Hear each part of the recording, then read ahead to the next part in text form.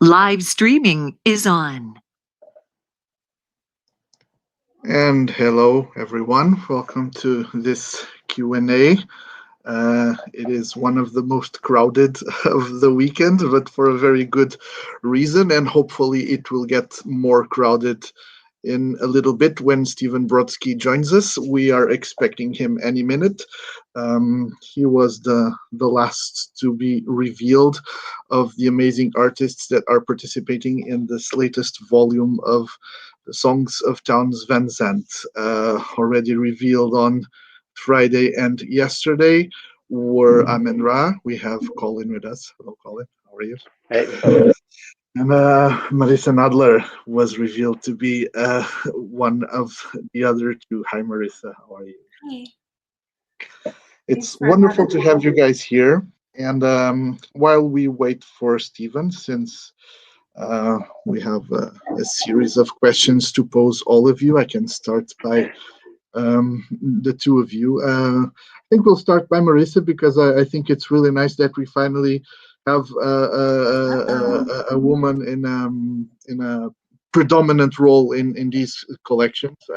In Volume 2, a few great artists had already participated, but as a main artist, Marissa, you are the first. So let's start by you, and I think it would be interesting to know, since you already had dabbled with Townes Van Zandt before, you've done a cover before on an EP and everything. How was it that you saw yourself involved in this project, and then what has this all meant to you? And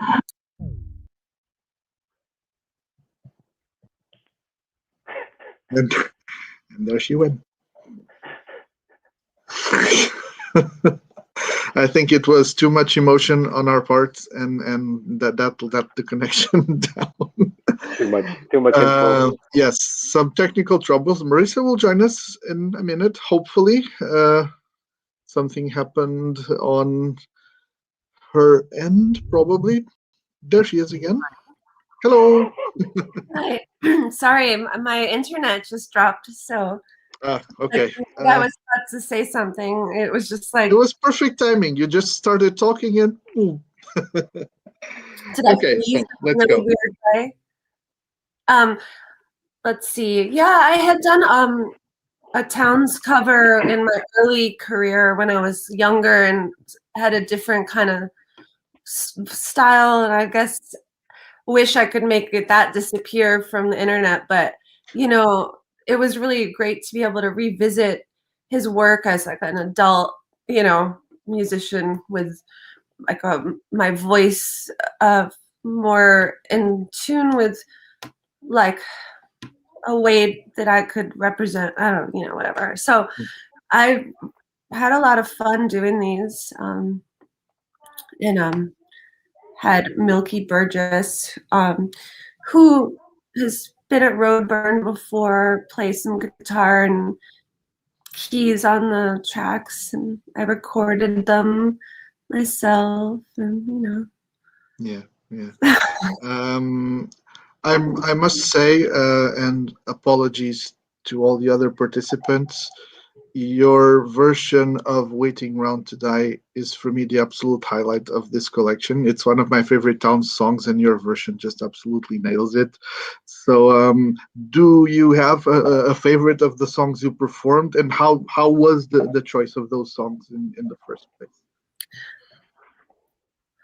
Obviously, like my favorite Townes songs are probably a lot of people's favorite songs, Hello, Stephen. Sorry to interrupt you, Marissa. We will be with you in a second. Marissa is just finishing a reply.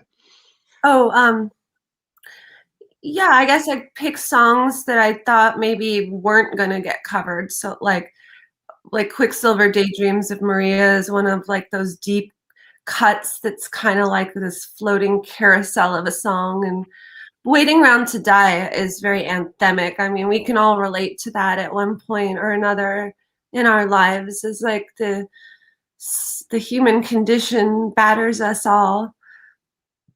Yeah. So. Colin. Are you a run or something? Do you hear me? You're Hello? Oh, we have no sound from Stephen.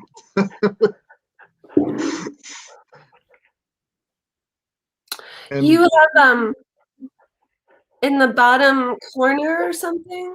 Try the corner of the screen. Okay. there is a mute unmute button right beneath all the cameras. Maybe check that. He's gonna figure it out. Yes, I'm sure. We were joking right before the Q&A with the crew. The Q&As have gone perfectly. So if one of them has to go badly, it'll be this one. So yeah, the gods of technology heard us. You should, you should never summon the gods of technology like that. I think should I text him and say, look at the bottom of the screen? Well, you know, this is kind of endearing though. Like It is. It is. It's cute that we're all just tethered to the same technologies. I think this reinforces the need that we have to be together. If we were all sitting on the couch of the V39 comfortably talking to each other, none of this would have happened. So true that. We need to be live on stages yes. with microphones. Otherwise, it won't work. We see Stephen again. Do we hear him? Hello? Hi again. Can you hear me? Oh, yeah. Oh, yes. Yes. Hey, all right. Wonderful. Thanks for Hi, your Stephen. patience. Hi. Okay, we have liftoff with all of us finally. We already talked a bit to Marissa about her choice of songs. So, Colin, if you don't mind, I will move on to Stephen before he disappears again. Feel free. Yeah, you better make it quick. Yeah, we have a little window of opportunity here. As I told Marissa, you guys had already dabbled in a few Townes songs before when you did that beautiful homage to Caleb at Roadburn a couple of years ago. You already played a Townes song, and that version is actually on the record. Nothing. Again, one of my absolute favorites. So, how was it now to pick up Townes again and revisit him this way for you guys? You know, we love Townes Van Zandt, and I think he'll always make us think of Caleb. Caleb was a fan. So Adam actually was the one who picked The Hole for Caven to cover for this comp. And he and Caleb, I guess, were sitting around one day listening to, it was one of Townes's later live records. I think it's called Rearview Mirror, maybe. I can't remember the name of it. But it has the live version of The Hole that we sort of based our version on. So Adam and Caleb were listening to this jam, and they were just like looking at each other going like, holy shit, this is heavy. It's not really one of his better known songs because I think it's like later era Townes. But as far as like heavy lyrics, that song will fuck you up. So man, it's like, it is just nasty. So it was great. It was great to kind of like put it through sort of like the modern Nick Cave sort of like song filter, like how he would approach something on like Dig Lazarus Dig. That's kind of what we were going for, and it was a really fun to put together. So yeah. I'm glad that you mentioned the heaviness because I remember that at the end of your rendition of Nothing on that show, you approached the mic and you said, "That's the heavy shit." I'm quoting you, and that made it to the recording, which I'm very happy. And that's interesting, especially in this phase of Roadburn and of heavy music in general, when we are going through a stage of the redefinition of what is heavy. It's good to go back to these people who were so emotionally heavy with their music, and they can also lead the way to a certain new kind of heaviness, as you just mentioned, right? Oh, 100%. I mean, some of the heaviest songs out there are on the surface like very delicate, very sort of inviting, not harsh in terms of sonic presentation, right? Because it's like, no, we're going to make the music bed of this song as gentle as possible, because when you actually start wrapping your ears around what I'm saying, it's going to fuck you up. Yeah. So I think Townes is a master of that.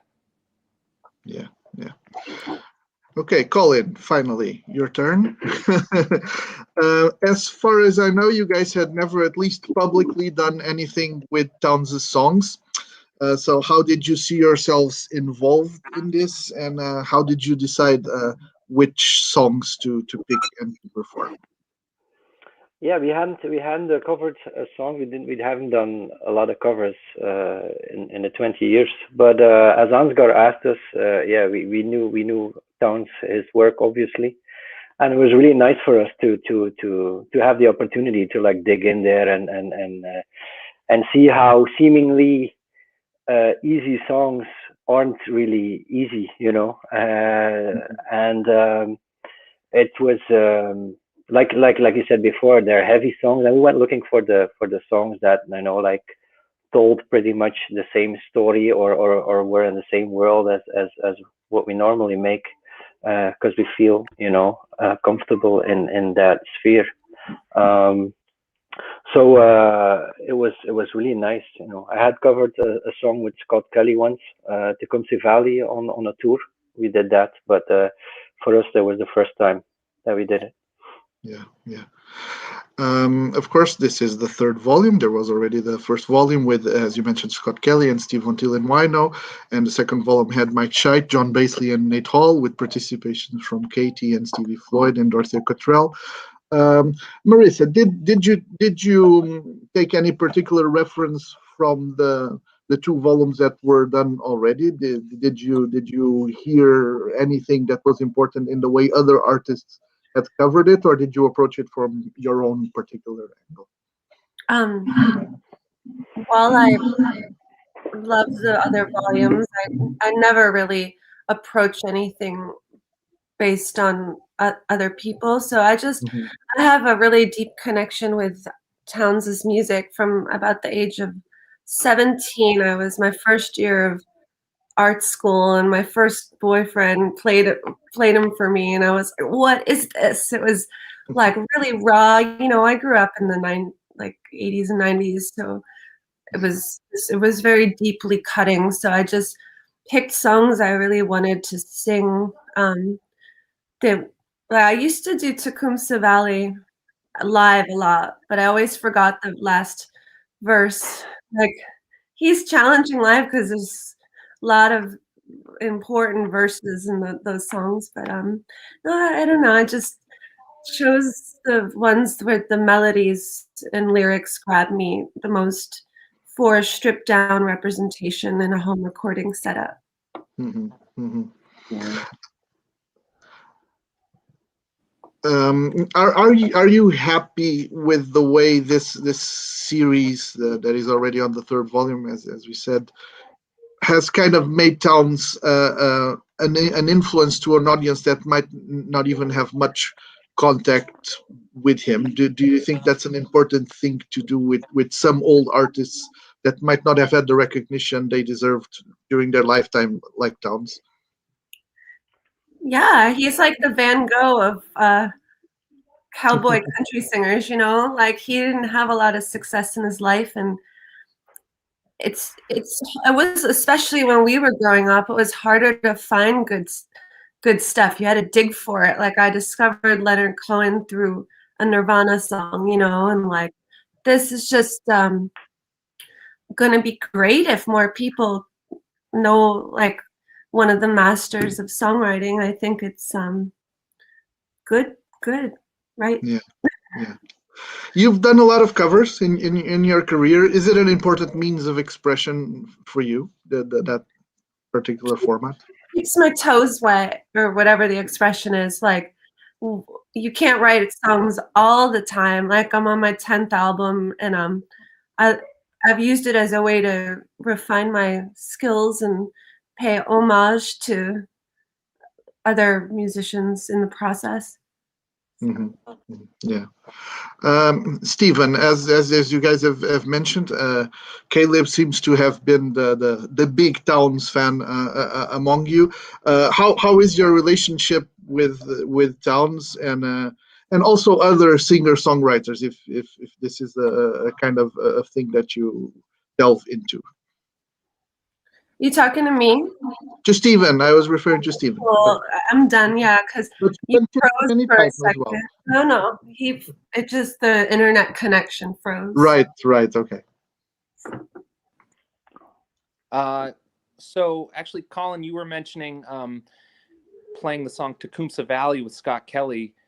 That was my introduction to Townes. I did a tour with Bob Wayne and Scott Kelly, and we toured around the UK, and we also played Ireland. This was like 2010, and it was the dead of winter. And every night Scott would play Tecumseh Valley, and it just blew me away every night. You know, it was like reading or hearing a great story just in a different place with a different crowd and a different vibe. Maybe you slept a little differently the night before, but the story, even though it was the same, Scott would play it the same and sing the lyrics sort of in the same delivery. I just had different images like sort of blooming in my mind every time I heard it. And that was the beginning for me.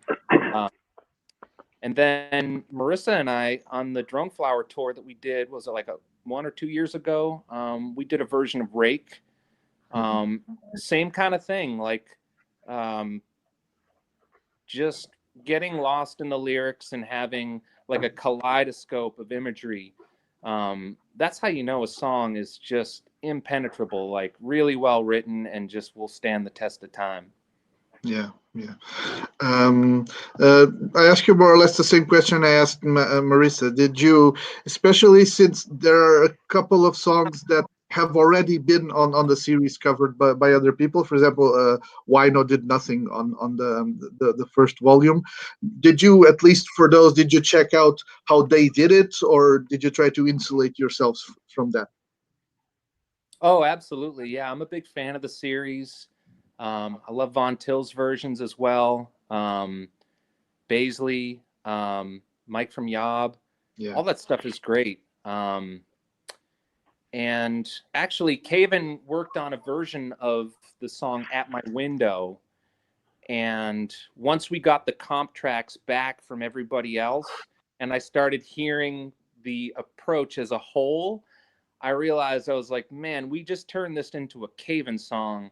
I think we need to like scale it back a bit. So it was interesting, like doing that with the song At My Window and then having a total 180. We basically did another version of it. And that will be the version that ends up going on the record. But yeah, it's like, I don't know that I've ever covered a song like 3 or 4 times and had it come out like completely differently every time.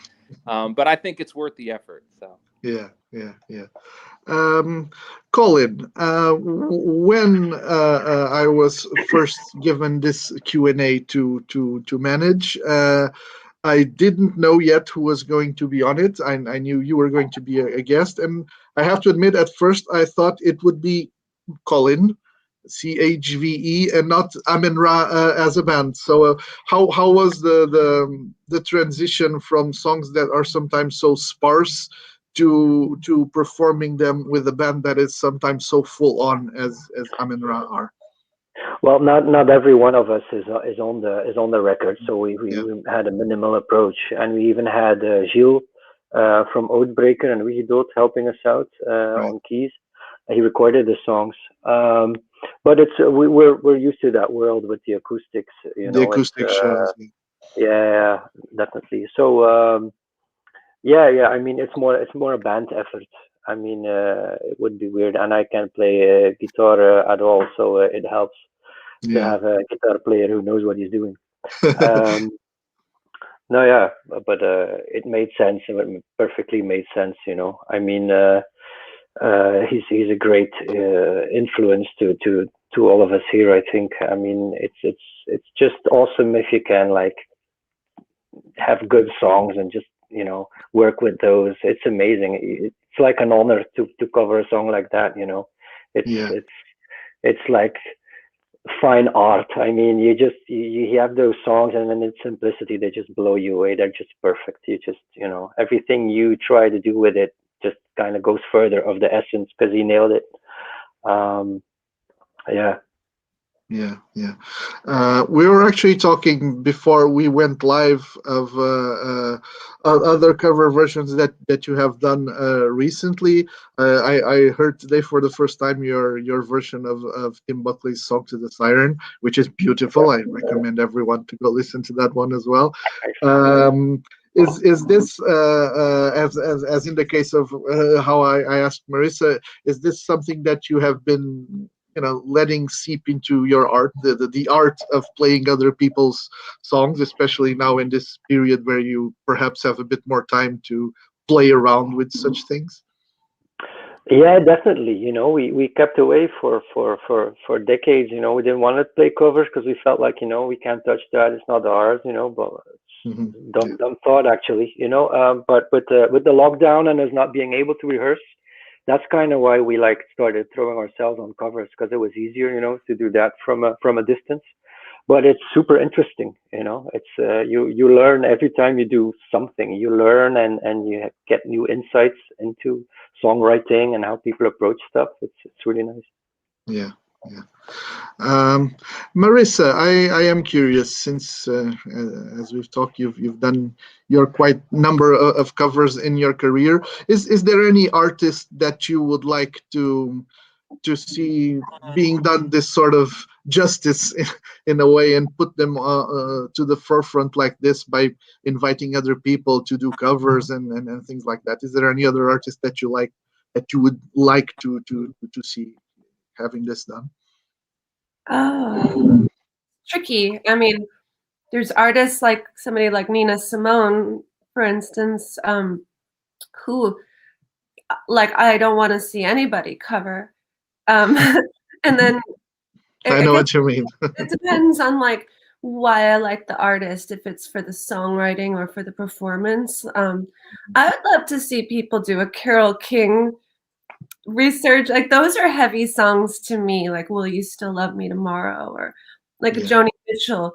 Like, because when people think of Joni Mitchell, for instance, I don't think they know that like she was extremely revolutionary in the development of open tuning guitars because of her polio childhood. And like people think of her, like my mom even was like, because she was like a 70s 60s hippie, like she had an image of Joni in her head that wasn't even fair. And I'm like, do you know that she, so I would love to kind of see like a heavy blue or Hajira, I don't know, Pink Floyd, I don't know, I could go on and I on. love the heavy blue idea. That is something, if I had a record label, I would be already making a set list in my mind. And call it heavy blue or something. Exactly. Heavy blue, perfect. That's a already fully done idea. I would want to, last time I saw Richard on that, I call it.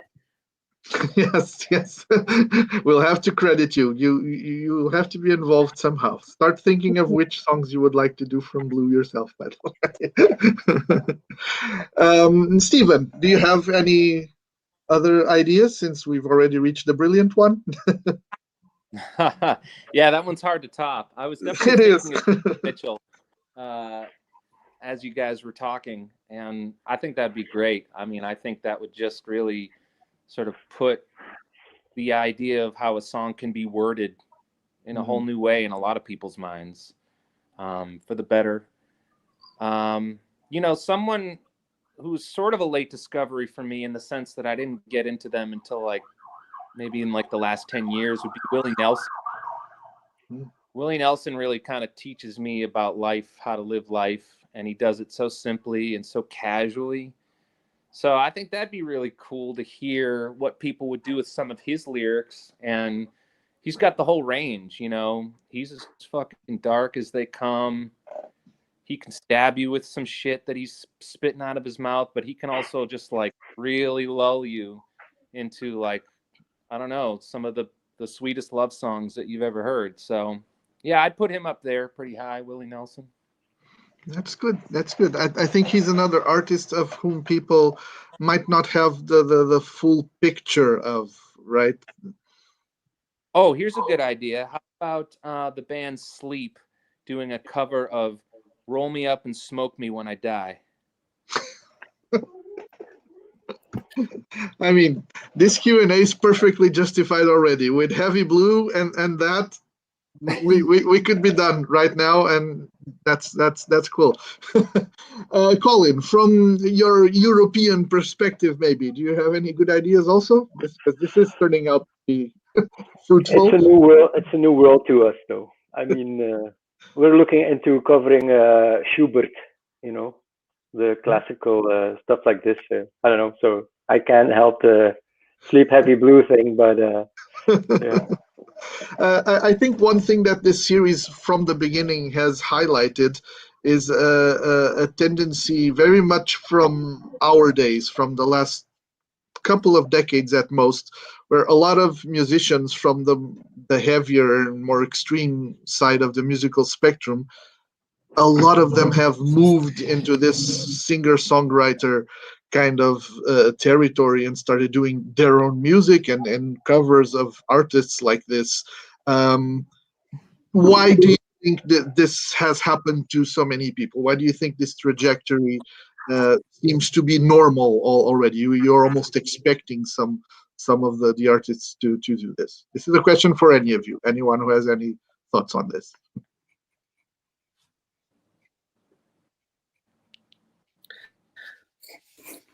Can you repeat the question? In the last few years, a lot of artists from the heavier side of music have kind of stepped into the singer-songwriter world, like picked up an acoustic guitar, started doing their own songs from other people. And it seems like it's a very natural thing because so many of them have done it and are doing it. Why do you think there is this very deep connection between the two worlds? Maybe we're just getting older and it's less intense on stage, you know. Just swing around and physically go intense, wild. right? It's more emotionally intense and less physically demanding, Yeah, maybe? it hurts less. Yeah. I don't know, man. Can you hear me? Yes. Okay. Because when I was like always when I first started, I was like super folky, you know, for the first 5 records in my career, always alone.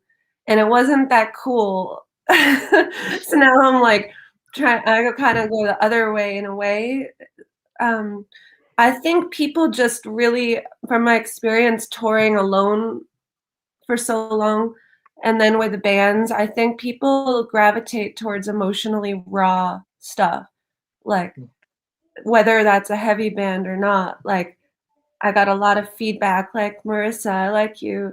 Just, like, just hop up there.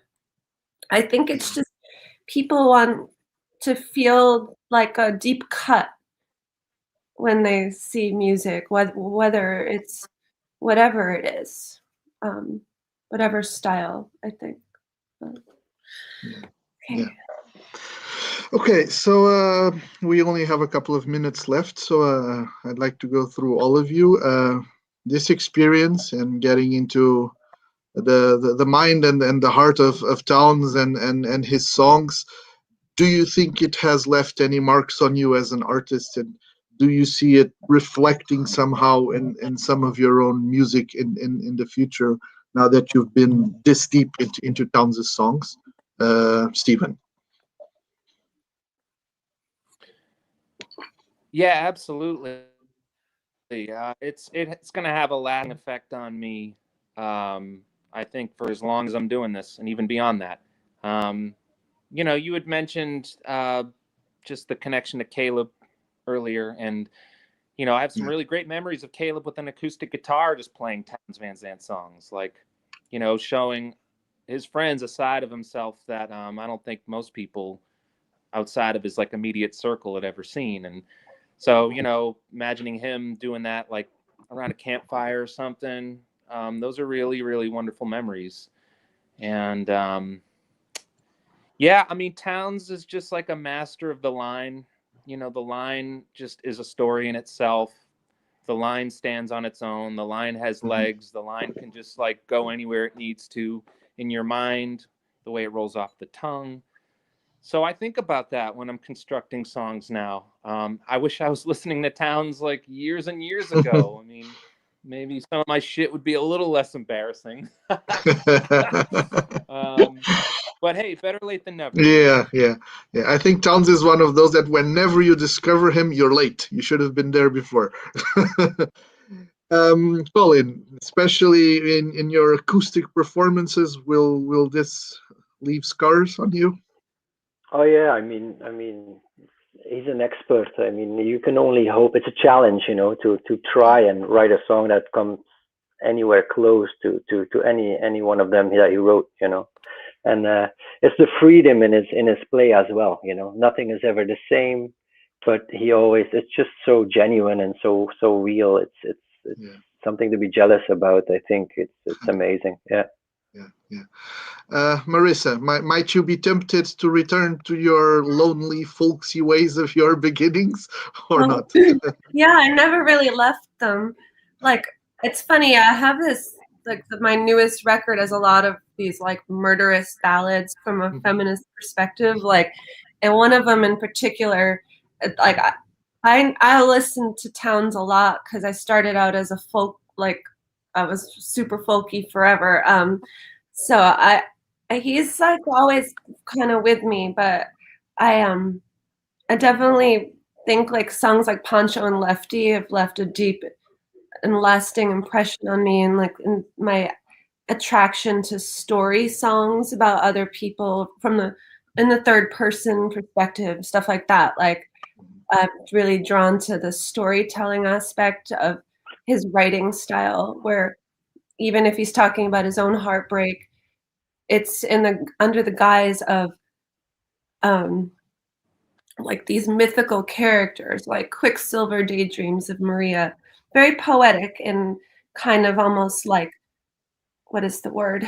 You know, he gives these like epithets to these characters that make them hauntingly lasting. So that's been very continuously inspiring and continues to inspire me. Yes. Yeah. All right, we are at the end. We've gone a little bit over time even, but it's worth it. I hope we can do this again in a room, in a proper physical festival soon. It's been wonderful having you guys here. Your songs on this volume are absolutely magical. Thank you for that as well. Thank you everyone for listening. I urge everyone to pre-order the record because I've been lucky enough to hear it, and it's worth it. So thank you, Colin. Thank you, Stephen. Thank you, Marissa. Thank you. Thank you everyone for Thanks, listening. Bye-bye. Yep. Bye bye. Thanks. Bye-bye. Yep.